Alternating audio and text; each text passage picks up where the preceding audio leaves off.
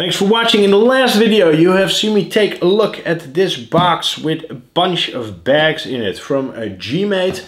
This is the G-Mate Buffalo civilian version. You can tell that I'm not fully completed yet because I still need to put all of the body accessories on this body and also paint it up. But for now, just sort of like walk you through the chassis build, I did want to show it to you.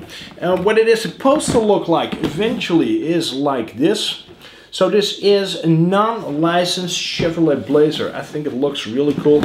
You can tell that I still have a couple of parts inside the box. The biggest one is that roof rack that you see on the manual. That's I think a pretty cool piece. It's also the single piece that comes with like different hardware. So all of the body accessories come with different hardware. So I'm not sure why they chose to go with Phillips screws there instead of like regular hex screws. But I did find it a bit of a peculiar decision. Could be that they have sort of like outsourced the whole body making and body accessory making to some different factory where they only can get their hands on Phillips hardware. But do keep that in mind. It's not like you have your regular hex drivers and you're all set.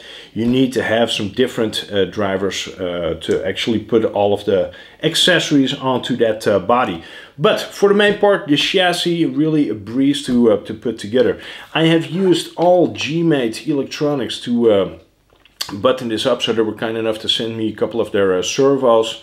So you can see over here, this is to shift the gearbox from first to second gear, or from second to first gear, whatever you want to do. It is a full-size servo. I do think that that's one of the few points of criticism that I have for this truck.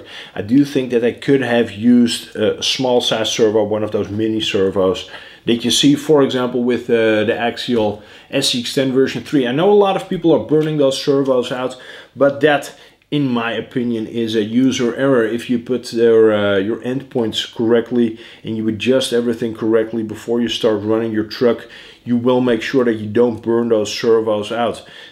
Seeing that they included a full-size servo over here, it's a bit of a peculiar decision perhaps, but it does have a good servo saver.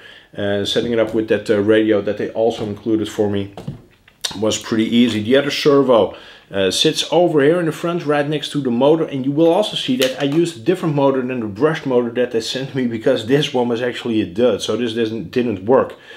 What I ended up doing is putting a Traxxas motor in there. This is a 550 sized can. So if you want to run something larger than a regular 540 sized, well, we needed to put that to the test immediately because, well, this didn't do the job. That actually works. You have plenty of space to go a bit larger on that can size. Over here, brushed ESC, really simple stuff. And then what they want you to do in the manual, and what I ended up not doing, was putting this receiver box that has ESC stamped inside of it, really large for some reason. So I'm not sure if they actually want you to put your ESC inside of this, but this receiver box, they want you to put this in the back, and then they want you to put the battery tray over here. I decided to not do that because I do think that you have a nicely balanced chassis like this with the ESC on one side and then the receiver box on the other side, and then the battery in the back kind of balances everything out nicely. So that's something, you're completely at liberty to do that. In the manual, they want you to do it one way. You can just go ahead and do it the other way if you want to have it a tiny bit different, just like I did over here. Inner fenders, I think that's like a new industry standard. And these are actually tied together with some sort of strut, so some sort of a bridge, adding quite a bit of extra rigidity actually, so I'm not disliking any of that. The bumpers, this is a pretty interesting part, these bumpers. This rear bumper, you are supposed to attach this to the Lexan body once that is all done, and then the front bumper sits in place. The front bumper, you will see, has two holes. It has two holes in the bottom.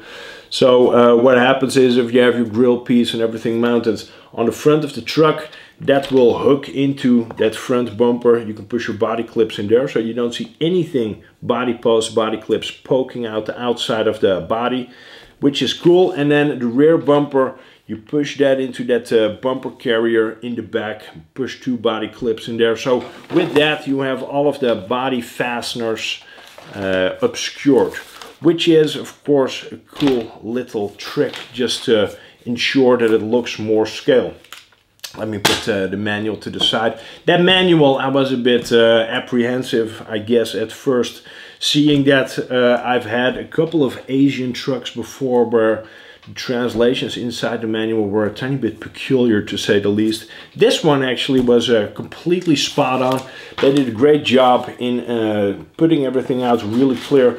Also, all of the steps, when you follow them, the hardware, there as well I had my reservations, but the hardware and seeing everything bagged separately was a good thing. It was really easy to follow along with.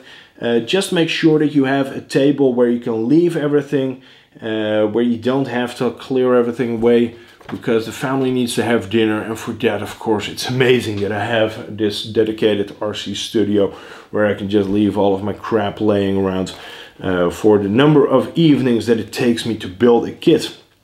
This is not a complicated build at all. It is very much straightforward. If you have built a trail truck before, this will have no surprises whatsoever. I think we have actually covered some of the main peculiarities so far.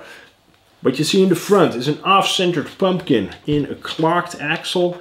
Inside that axle, that gear, those sintered gears, they're not helical, so they are straight cut, making this a bit more noisy than, for example, some of the competition that does have helical cut gears.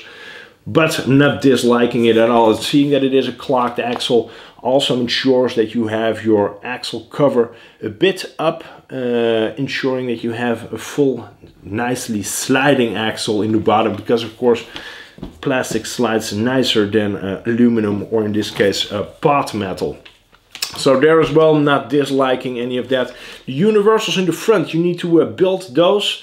Which also gives you a nice sense of the amount of engineering that went into this. Also the drive shafts, all those yokes, you need to build everything. They did a great job in making sure that you can secure all of the hardware inside of those yokes with some set screws and stuff like that. Now, we should perhaps also have a look at the links. These are non-directional links. So addressing the length of them is really something that is, I guess, not recommended. This is a set length, and you are supposed to keep them at this particular length.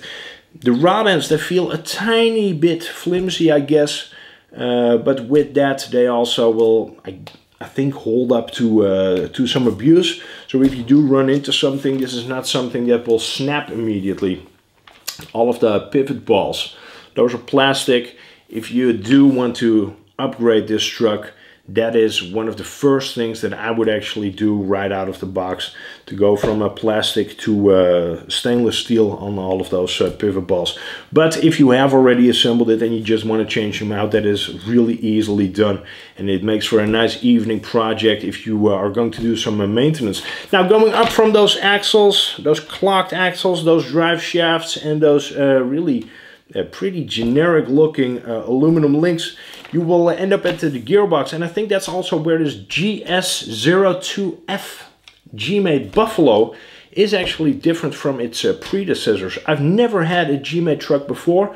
I did have a look at the GS02 online, and it seems like the big difference there is that that one has the motor actually sitting in the center. I'm not sure if that's a 2-speed gearbox, but this is a way more scale looking gearbox. And I'm guessing that the GS02F, that the F stands for forward mounted motor. So you have your motor sitting in a scale position. It also makes this a more balanced chassis, I assume, than you would find with a GS02. This has a 2-speed gearbox. Everything inside is ball bearings. Everything is metal gears, except for the spur gear. Has a really peculiar motor mounting system. So it has a couple of holes to let you actually clock the motor. So your spacing from your pinion to your spur gear is good immediately right out of the gate. The only thing that I had a tiny bit of an issue with is that it doesn't really show you how far you need to push that pinion on your motor shaft. So if they would have just put a tiny bit more in the instructions about that, that would have been great. Apart from that, really nothing to nag about. If you don't have it spaced correctly, you will immediately see it, because I didn't have it spaced correctly with this 550 can, and it was like sort of like making the entire truck tremble upon sort of like test applying some of the throttle. So that's really the only thing that I perhaps just need to get used to. After this video, after I have done shooting, after I'm done shooting this and after I've edited it and posted it online, I will be painting up this body. I got a ton of bodies to paint up. This being, I think, one of the ones that I'm really looking forward to the most, just because I think that it really did a great job on doing this up in a scale way. So it comes with a grill piece, comes with headlight buckets, comes with the taillight buckets, comes with absolutely everything that you would need to turn this into a really scale looking Chevrolet Blazer.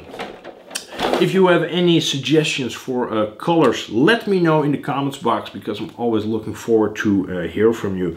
Well, I guess that buttons it up. If you have any questions as well about this G-Mate GS02F Buffalo civilian kit, or of course the Buffalo Soldier kit, the Buffalo Army kit, then let me know. I will try to get back to you. If you are looking forward to seeing me paint this thing up and you are not subscribed yet, make sure that you do hit the subscribe button and the bell. That way you get a notification in your email box the minute I release that video. Thank you so much for watching, really appreciate it. If you enjoyed this video, don't forget to hit the like button before you go. More info in the video description box, and I will see you in the next video. Take care, bye bye. We're back on.